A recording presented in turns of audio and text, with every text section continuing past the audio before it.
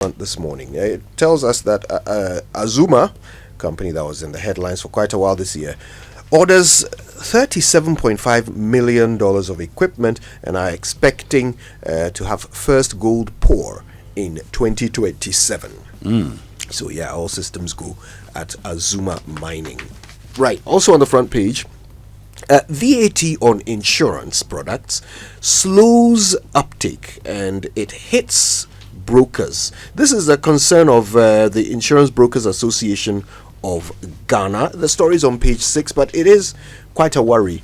You know, Ghana is not the one of the countries that has the highest uptake on insurance products to begin with. People lose a lot of money when things go wrong in Ghana. I mean, market fires and so forth. People simply do not consider insurance to be either a priority or something affordable. And then now, of course, VAT on it kind of pushes it a little bit further out of the reach of those who need it the most. That is unfortunate, and I am hoping that it's the kind of thing that some manner of policy can be considered to address it. Africa marks a decade of steady gains in visa-free movement. Now, this is also important, especially for countries that benefit from tourism. It looks like after 10 years or so of attempting to remove our barriers, we've made some progress. Very important destinations like South Africa and some of the northern African countries have waived visa requirements between themselves and us. And I hope between themselves and many other African countries too. Right, I have a couple more. RTI petition cites GTech ban in challenge to Kumasi Technical University VC's PhD. More strife there. Also, time to break mining gender barriers. The MIIF CEO is the one making that call. And that's it for the news center. And Azuma Resources is also on the front page of the Daily Graphic. Azuma Resources signs $37 million technology equipment supply deal. So the Azuma mine is really progressing after the issues with the takeover. But I would suggest to the new owners of Azuma Resources to go back to the ground and look at the compensation issues for the landowners in the area. About 5-6 years ago, we did a story on that, and some of the people told us that the amount of money offered them as compensation was way too low.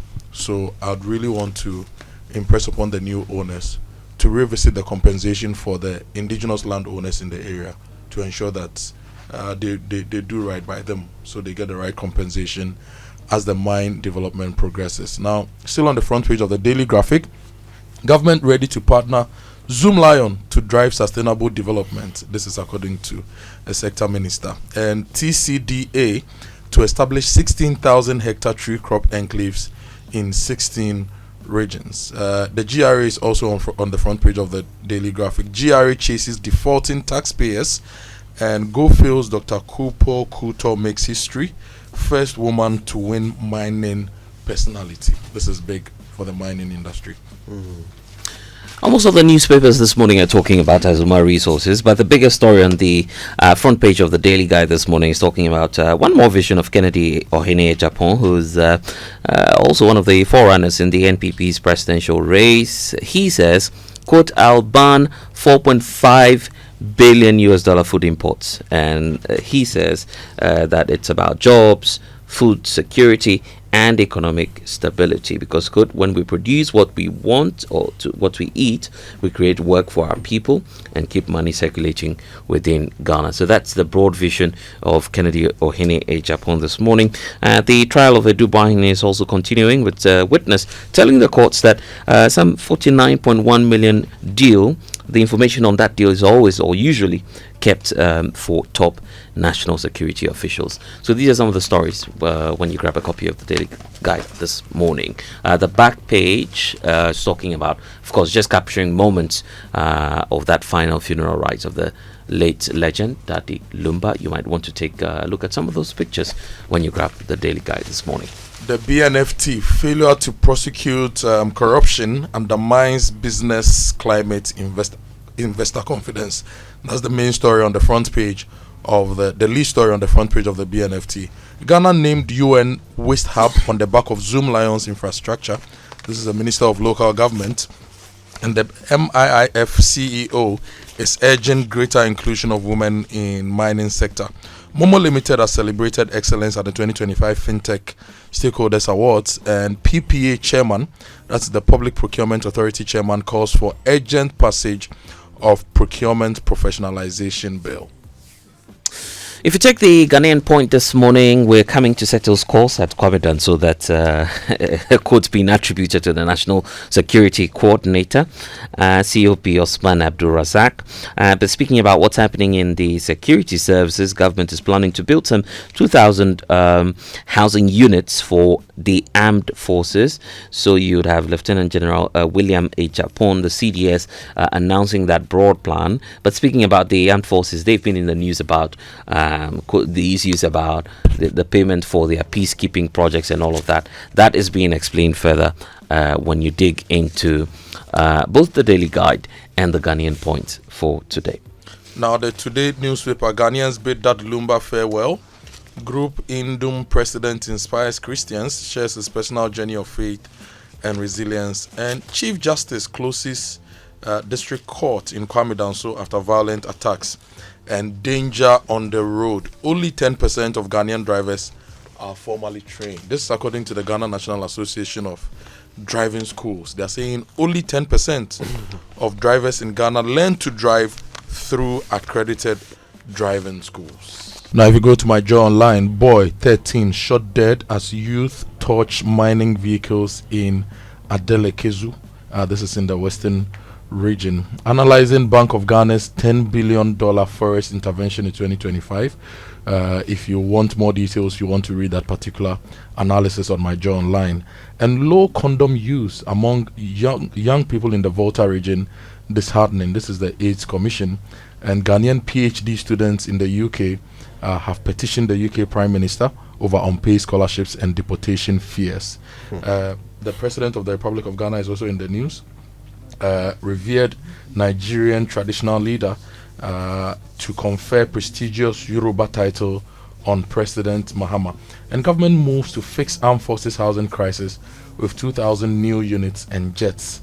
There's also a story on the 2026 World Cup, how FIFA priced Africa's ordinary fund out of the tournament, and why the gap with the rest of the world is impossible to ignore. Basically, it's more expensive for us to go to the US to go and see the tournament. Analysts are saying we should have worked on the ticketing to make it more affordable for everyone to be able to go. Others are also saying that, Charlie, the thing, if you can't afford it, then it's not meant for you. Stay home and watch on TV. Oh no, you cannot say that.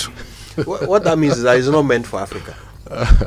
Because I listened to the analysis on Friday on Joy, and look, the numbers are it's staggering. Yeah. You can't dream of going to the World Cup just because you love football and you have a regular job and you are a respectable Ghanaian. Now, it won't happen. Kojo, you say the numbers are what? Astronomical.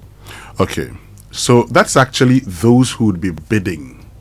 So if you win, you can get those tickets. You could buy, say, 15.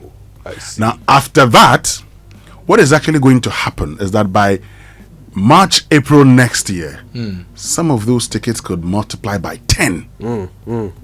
So who we're dealing with is not the 400, 600 you're complaining about. Some of the tickets could go for $1,000, $1,500 on the day. Yeah, but you know, this also brings into the bigger conversation about ticketing and reselling of tickets. I believe, if my memory serves me right, that the UK or one country like that is trying to introduce legislation to prevent people, resellers of tickets, from increasing the price of tickets by a certain margin. Because according to event organizers, sometimes they put out the events and people buy all these tickets. So if they are selling the tickets for, say, 100 Ghana cedis, people buy almost all the tickets and resell at 200, 300 cedis. and sometimes their funds cannot afford to buy the tickets which are on resale. So I think it's the UK. They are trying to introduce legislation that if you buy tickets in bulk, you cannot resell at a certain price. It should be within a certain limit so you don't shortchange funds. I think FIFA should also be looking at that for this particular World Cup. We still have 6 months to go, don't we? Yeah. Okay, let's get into other stories online with our online news review. Stories online.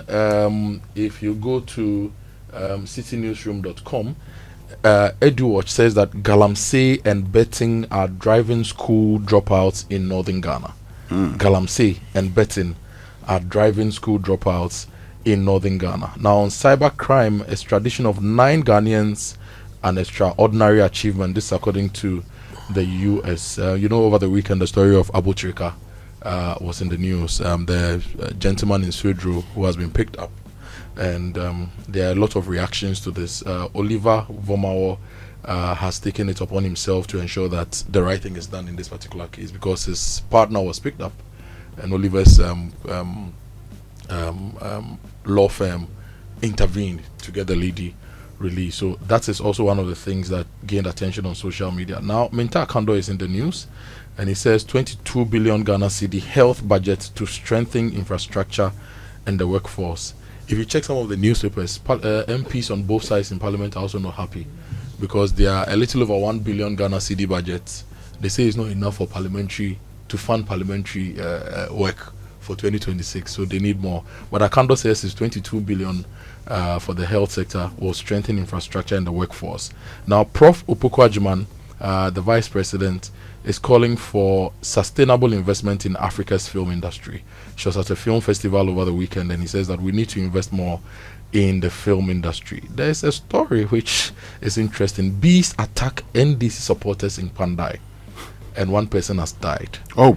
Yes, very sad development. But if you are in farming, you know that this is one of the periods that bees swarm. So if you want to put out new beehives, this is the best time to do it. So if you also have any public events in areas where bees are around, you should know that this is a dangerous time to disturb bees. So that's the sad story from Pandai. And ECOWAS has endorsed Mahama for AU chair in 2027. Now, because we'll be talking about leukemia this morning, let me take you to Sky News to tell you about the latest discovery in healthcare when it comes to leukemia. We mentioned it briefly last week, but now patients with previously untreatable blood cancer now disease-free after world first gene therapy. Yeah. Okay. And a 16-year-old became the first patient with an aggressive form of leukemia to have the experimental treatment in 2022. She was considering options of palliative care, but is now healthy because of this gene therapy. So how is Ghana funding our researchers, our medical facilities, to deal with some of these things?